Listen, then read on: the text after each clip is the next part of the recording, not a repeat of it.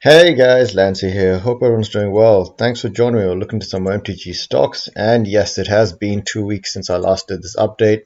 So plenty of things have changed, and there's even some news that I have at the end that I didn't actually realize, but it has happened and been happening for a while. So first things first, Zombie Master. So this card, obviously, as a zombie card, and with all of the other new zombies that came out from Innistrad, is spiking again. I am kind of surprised because this guy has been flatlining for a long time. He is okay. He's okay. I mean, he's a zombie lord, and he is a zombie himself. Other zombies have Swamp Walk, which is pretty good. Other zombies have pay 1 black, and they can regenerate. Not that bad overall. He has been printed multiple times, which is why his price is actually reasonable. But no doubt that right now, this is probably the biggest spike you're going to see from him in a long time. All the way up to what looks like about $16 on TCG Player, reading as $16. Pretty crazy. Shepherd of the Rot. Another zombie card. Looks like this one is really weirdly spiking. You can see that it had a huge spike that's completely skewing up the entire graph. Zoom in a bit more. It's now spiking up to $6. Been moving up pretty much every year or every month for the last couple of weeks. Well, sorry, last couple of months. And yeah, this is a good card. I don't know if I have it in my zombie deck, but for a common, it's a very powerful card. It's only been printed in 2 places. I doubt that this one is still 95 cents. I doubt this one's still $4.26. Sorry. Well, no, this one's $4.26 is correct. I doubt the Onslaught one is 95 cents, but you'll have to check it out on TCG Player. Aladdin from Arabian Nights had a huge spike up, but obviously the average price has been very consistent. Sorry, the market price, $140 for this card. It had a huge spike up to $337, but then slowly been on its way down ever since. I have a feeling that once these 2 points meet, it might actually have another spike up when the buyers and sellers kind of meet in the middle, and then all of the buyers get bought out, and the sellers now have a new target price because they own all the cards. Think about what Rudy would do. The Chronicles version, pretty similar card, 81 cents. If you really want the Chronicle version without the black background and Arabian Nights, you can always get it. It's not going to be worth as much. This is not on the reserve list either. Curse of the Fool's Wisdom. Now this card had a huge spike at the end, so I'm going to have to zoom in again. Started at 79 cents, now moving up to $2. This was actually in a commander deck. It's not bad, but it's obviously going to be best in a commander deck. There's also a recent deck for curses from Legacy. I would probably check that out at some point. That sounds really awesome. Jazam Jin from Arabian Nights. $1,750, no surprise there. You can get an oversized card for 75 cents, not worth it at all. This card had a similar spike up and has been flatlining for a long time. This card has really been all over the place in the last couple of years. You can see that it had a baseline in 2018 of like $529. Now it's sitting at almost $2,000. So big jump up. Props to anyone that got it back then. Underworld Dreams from 10th edition. Huge spike up. This card has actually been dropping down. The reason why it's on the list right now is because it had a slight move up in the last couple of weeks. I think about a 10% gain. Nothing crazy. It's actually been on its way down for most of it. It's not that good. It can help if they have a card draw deck, but it really isn't that helpful. 3 black is also very, very painful for you to include in your deck if you're playing multicolored. Bloodline Keeper from Innistrad. I thought this card was amazing way back when it first came out. I did get myself 2 copies. That was a long time ago. I have not kept an eye on it since. Yeah, so this is a expected price rise. The From the Vault version is now worth $40.99. This one is worth $21.47. I think this is the one I have from Innistrad. It's a good card. It really is. The flip version of him is a great vampire lord. +2/+2 for all other vampires. And you can just tap him to put a 2/2, but obviously a 4/4 flying vampire onto the field. Pretty cool. Nice. Useful. I don't like that as a flip card, but what can you do about that? Wand of Arcus from Commander Adventure in the Forgotten Realms. There's not really much to say about this. This card is a bit too new to know exactly where it stands. It is $4.51 on TCG. It is a nice zombie card, so it makes sense why it's moving up, and it could continue moving up if it is actually as amazing as it looks.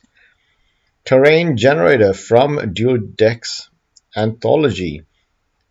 Um, it's not bad, but it's also not that impressive. It's got a very slight uptick right now. It's been flatlining around about $4 for a long time. We'll have to see where that goes. Relic of Progenitus. It's a good card. It's actually a really cool card. You can use it at the right time. It's very cheap to get out. It does a lot of things, and it helps you kind of just weed out your deck. Get rid of people's graveyards by just tapping it.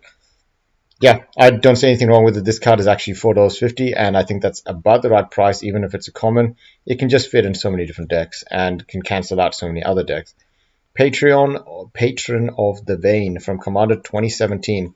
Yes, it's a vampire card. It's going to move up just because of Innistrad. But this card, you can see that it has been moving up consistently for a long time. The printings of this card is non-existent, which means that it is the only one, and it's actually not a bad card. It's sitting at $10 right now. Goblin Bombardment. Very nice card, but it is coming down pretty hard, actually. It's coming down hard enough that it actually looks like it just got reprinted. Did it just get reprinted? Modern Horizons 2 had it. Okay.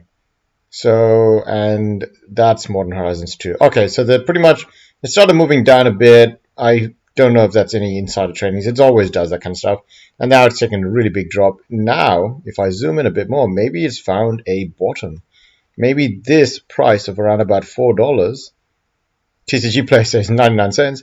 So if you can get this card for 99 cents, maybe that is the bottom, because this is a really good card that's used in a lot of things and is now a uncommon. Was there ever a time that used to be a common? It says common there, but I doubt it. This card is a bit too... How do I... Huh. I thought that was a way to check if this was a common or uncommon. I assume that means common, but I don't actually know. Soul of New Phyrexia, very consistently moving up. Always a good card, especially in some of the bigger, hard-hitting decks, which have creatures that you can't really afford to lose. Slight movement up today. Slight movement up this week, up by $2. So I think it's going to be sitting at around about $2 for the next couple of weeks. You can see that TCG players saying that you can get them for $1.99. Not too sure how accurate that is anymore. Moving to MTG stocks for standard. Looking over, Ranger class is moving up by a huge amount, $16. That's a lot. This is a good card, but that is a lot. The rest of them are a bit too new to actually convince me that they're moving up for any other reason. You got Luminarch Aspirant moving up by 16% to $4.23. I always thought this card was amazing. Really good at forcing the opponent to come up with an answer as soon as possible. Otherwise, your creatures just get out of hand. Especially if you have a Trampler or some way to make them indestructible, then yeah, you got a creature that just gets bigger every turn and harder to deal with. The biggest drops, nothing crazy. Renin 7 dropping down by 10%, nicely to $35.49. Might be something to look into, but I'm not gonna focus on any of the new cards right now. Let's move over to Pioneer. Monastery Mentor moving up by 17% to now sit at $18 pretty much. Cruel Reality moving up by 33% to now sit at $8.47. That's a curse. Yep, curses make sense. There's a new curse commander. Teferi Time Traveler, a bit weird. He dropped by 6% and then he gained by 7% this week. So I assume he just moved up a bit too fast. Maybe he moved up by more than 10%.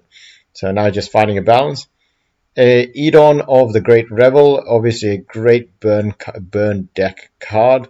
So yeah, I see nothing wrong with that. The biggest drop's Great Henge. I'm actually keeping an eye on this one.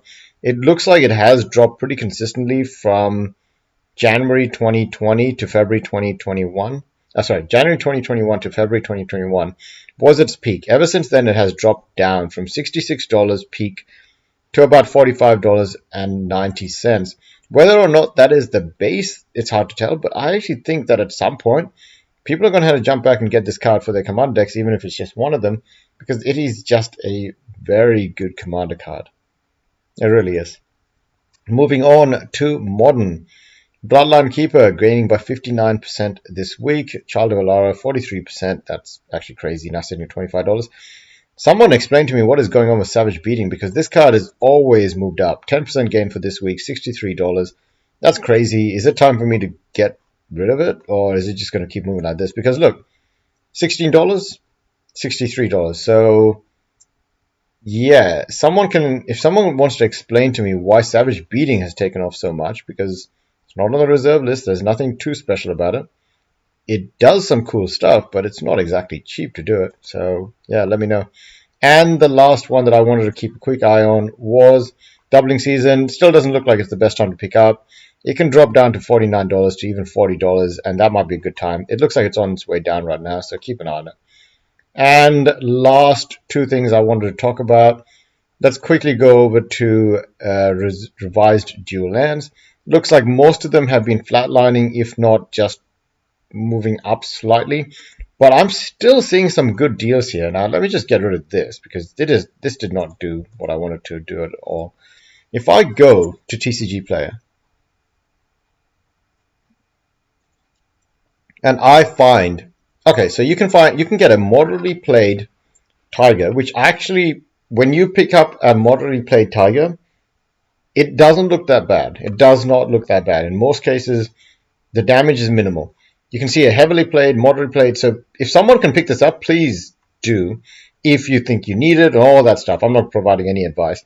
It just feels like this card from Kitchen Table Games FL, unless it's like really trash, is way cheaper than even the next best moderately played.